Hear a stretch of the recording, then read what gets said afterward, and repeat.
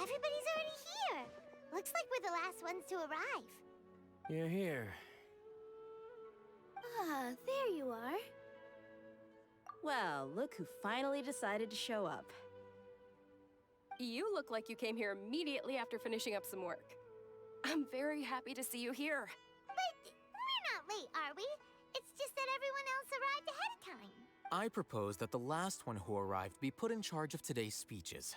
Nah, there won't be any speeches today. Oh, really? Well, even better. Come join us over here. Let's share some great food and drinks, and chat about all sorts of fun things. Everything looks quite good. Wow, Paimon can't wait! Traveler, just look at all the delicious food here.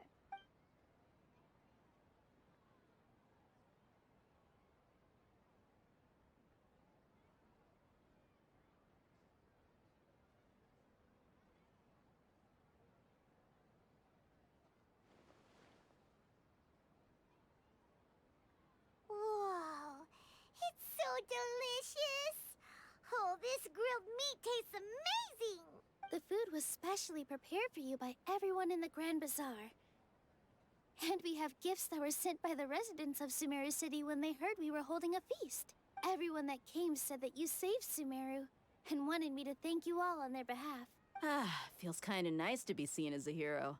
I could get used to this. Being a bodyguard is also a hero's... My lady sure has a way with words. Thanks. I'm glad to hear it. And I'm happy to meet everyone that participated in the great plan. Don't mention it. Come to think of it, we've really done something impressive together. It's unbelievable. We owe it to our abilities. And luck. Really?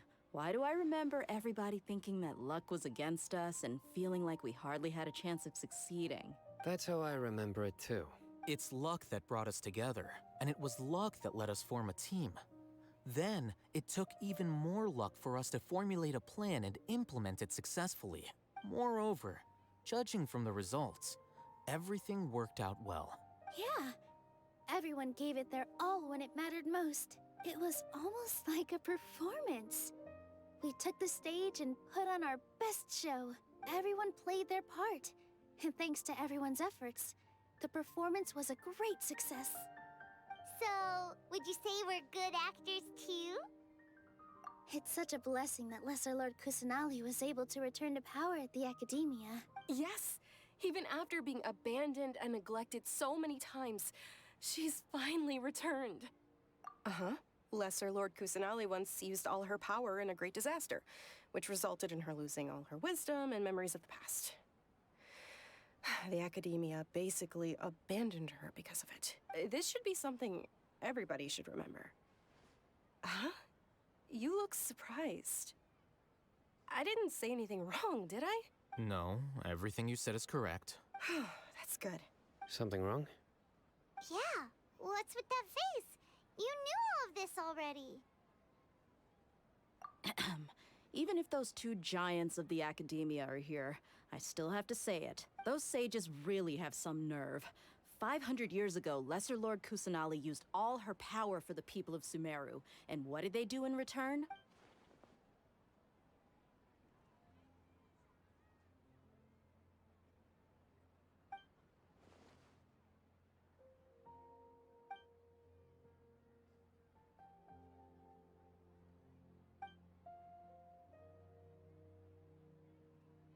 If you bite the hand that feeds you, don't act surprised when it turns into a knuckle sandwich, right, Sino? Perhaps I shouldn't say this, but their treatment of Lesser Lord Kusanali calls for a more severe punishment. You could simply tell Lesser Lord Kusanali that you wish to have Azar and his accomplices severely punished. I respect our deity's decision, and won't interfere in any way. While we're on this topic, why didn't you accept the Academia's invitation to become the Grand Sage? Are you trying to say that I'm fit to be a sage? Not at all. But every person handling the selection process has said that you are the most suitable candidate to lead the Academia right now. Why? Because he dethroned Azar from power? Could you try to put it another way? This is a good thing, yet you're making it sound like I overthrew Azar for my own personal gain. But seriously though, I always wondered if you had some personal motives behind it. I did have my own motive, but it had nothing to do with being a sage. If the rules of our nation were suddenly cast by the wayside, then it wouldn't be long until chaos ensued. I had no intention of letting their dreams disrupt my life. By that, you mean your life working as the Academia's scribe. Precisely. Wait, is that all? So, that's the only reason why you joined us and came up with all those plans? It's reason enough. You've certainly got quite the personality. You flatter me. All right then. How about you? You've already resumed work as the General Mahamatra, right? That's right. Will you be happy with that life? It's not about being happy. There are merely a lot of things that I must do. Even so, keep your spirits up and try to be happy, okay? And try to smile more every day, just like I'm doing now. Thank you. I'll keep that in mind.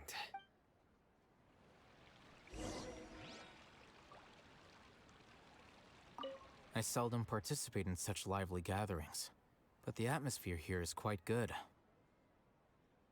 No. This gathering today has a unique meaning. The Grand Bazaar is lively because the people here feel happiness from the bottom of their hearts. Unlike the farces at the Academia, that happiness is an emotion that'll be forever alien to those bookworms who have driven themselves insane by studying. I seem to have taken both keys when I left the house. Oh well.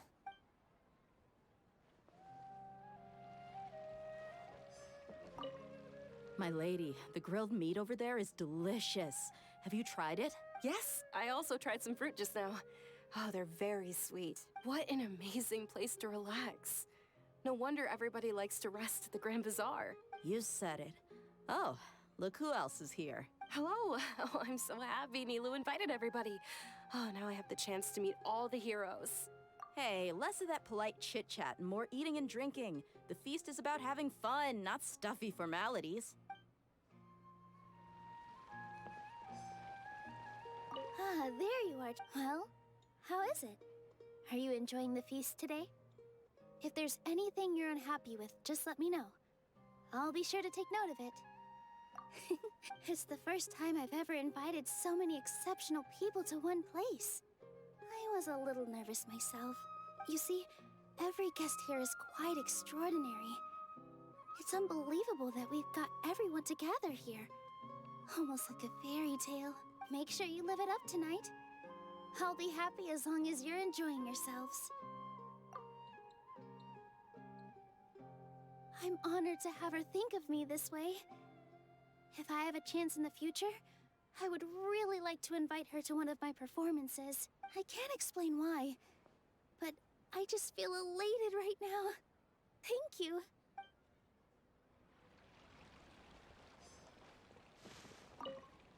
The atmosphere here is good, and everything is delicious. I don't often come to such places, but it feels quite good. I have a lot to handle these days. Otherwise, I could show you around. There's always next time. We're friends after all. This feast is pretty good. I like it.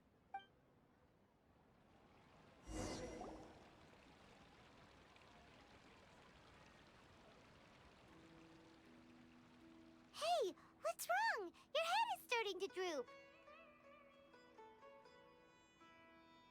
Hey, you can't just fall asleep here.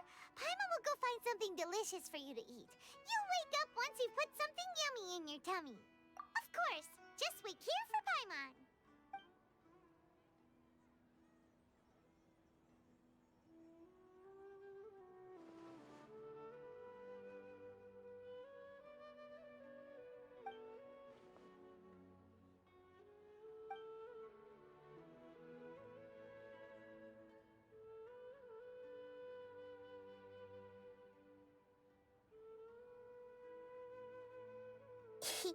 It's me.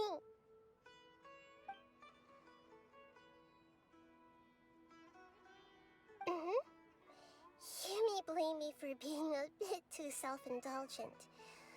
I was thinking about talking with you, and the next thing I knew, I had made a connection with you. The connection between us is amazing.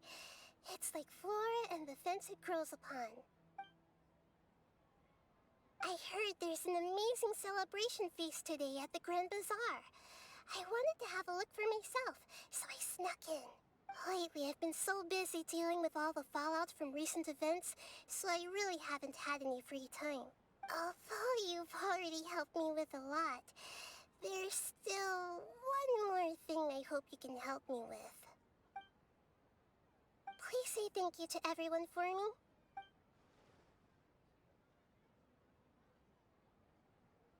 Oh, is it not convenient for you to do that for me? But if I just show up all of a sudden, people will become all quiet and stiff, won't they? What if I end up scaring them and ruining this wonderful feast? That'd be the last thing I want. Let me think about it. Okay. Yes, I have.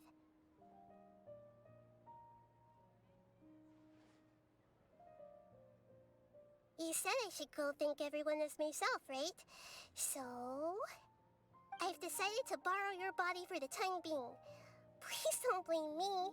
The flora also climbs up to the fence to get closer to the sky.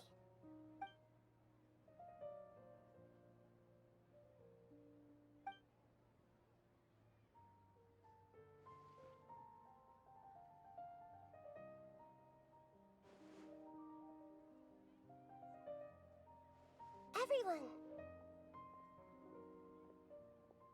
Are you awake now? Paimon was just about to bring you the food. It's me. Huh? That voice. Nahida? Hold up, what's going on? I didn't expect to have a conversation with the consciousness of Lesser Lord Kusanali in the Grand Bazaar. Interesting. Is this also a part of the feast? No, of course not. Are you Lesser Lord Kusanali? Hello, Nilu. You know who I am? Yes, I already know every one of you. Nilu, Alhaitham, Sino, Dia, Paimon, and Dunyarzad.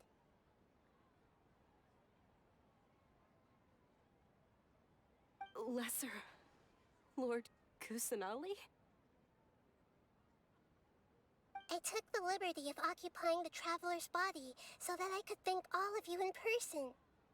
Thank you so much for rescuing me, even if that meant placing your own safety in peril and taking the risk of becoming enemies with the academia, the sages, the doctor, the balladeer, and even the entirety of Sumeru.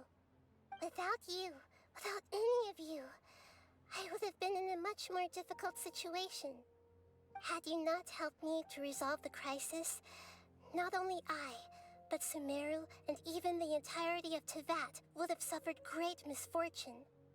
People refer to you as the heroes who managed to rescue a god.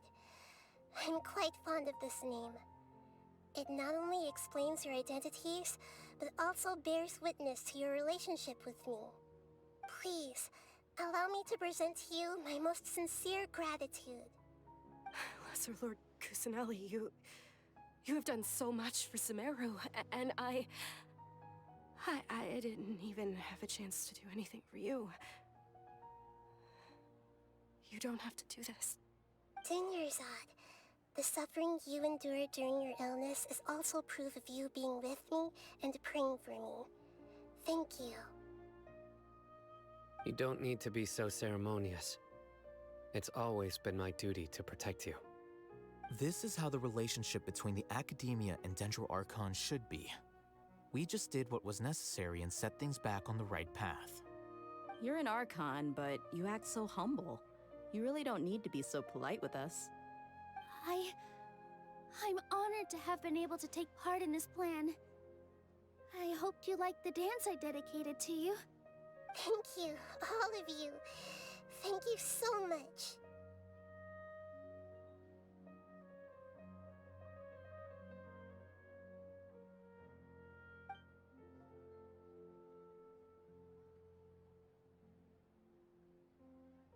Yeah.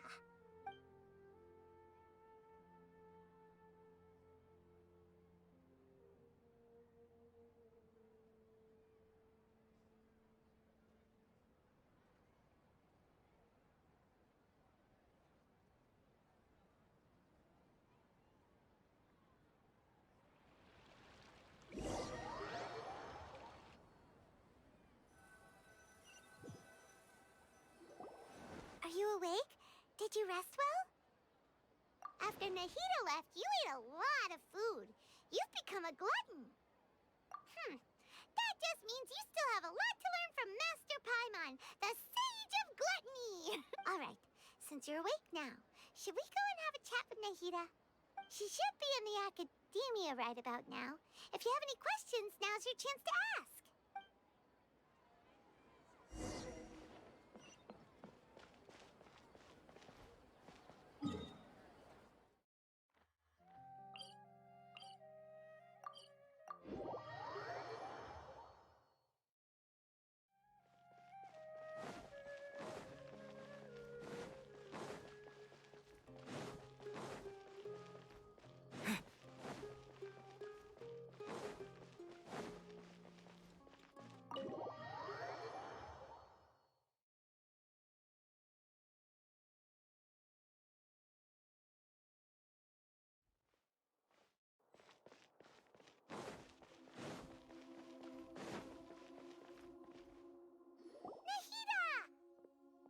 Hello, Traveler and Paimon. What a fantastic night. I'm still immersed in all the happiness and joy, like a candle floating on water. So are we, and that's why we're here to talk with you. Is there anything you want to know?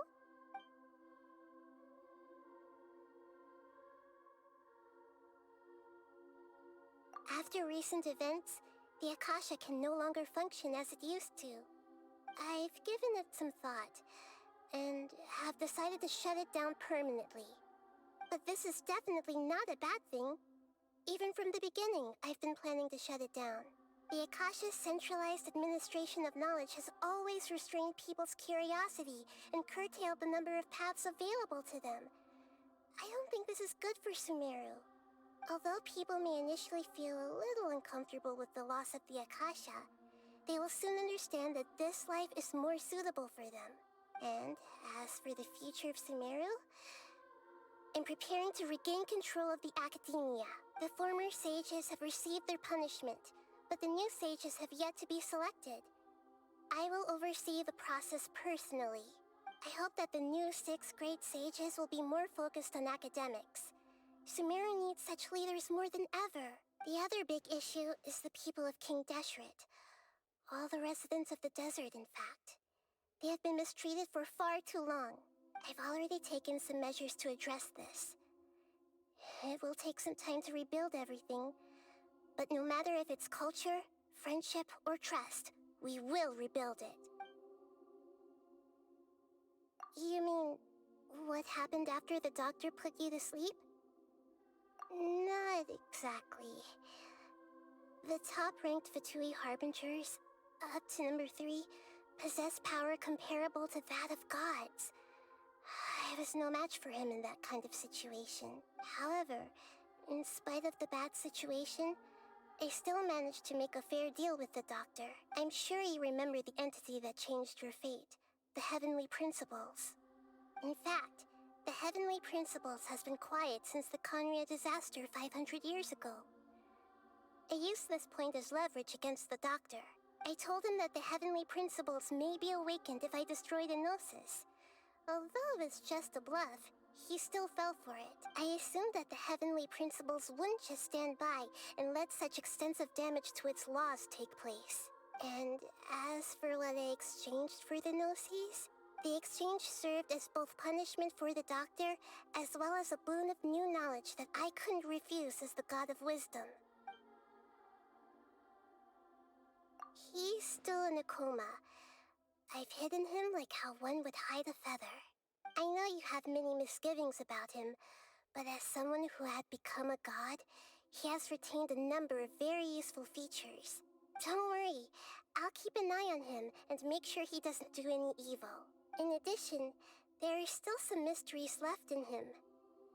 Some things may be very clear from my perspective, but he is still yet to understand them himself. His future will be determined by fate. Is that where you're headed next? Fontaine, the Nation of Justice? As far as I know, that nation operates in a judicial system. Does their Archon personally judge people? No, there's a Chief Justice in Fontaine. Generally speaking, the Hydra Archon, Focalor, won't preside over individual trials.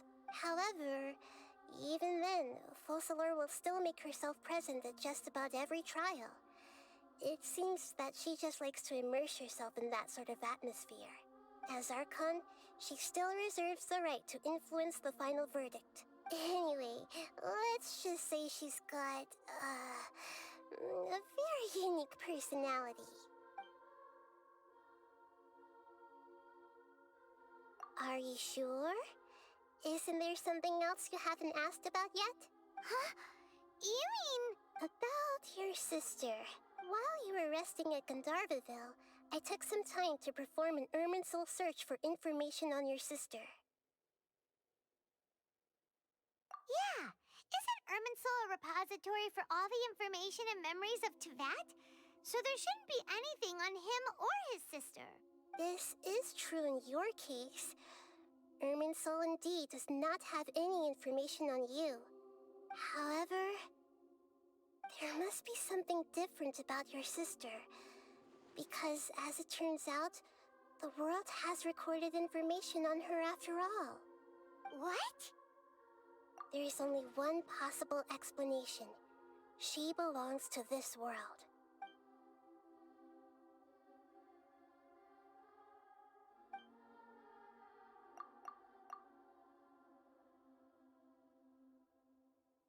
But nothing about this makes any sense. Wasn't this your first trip to Teyvat?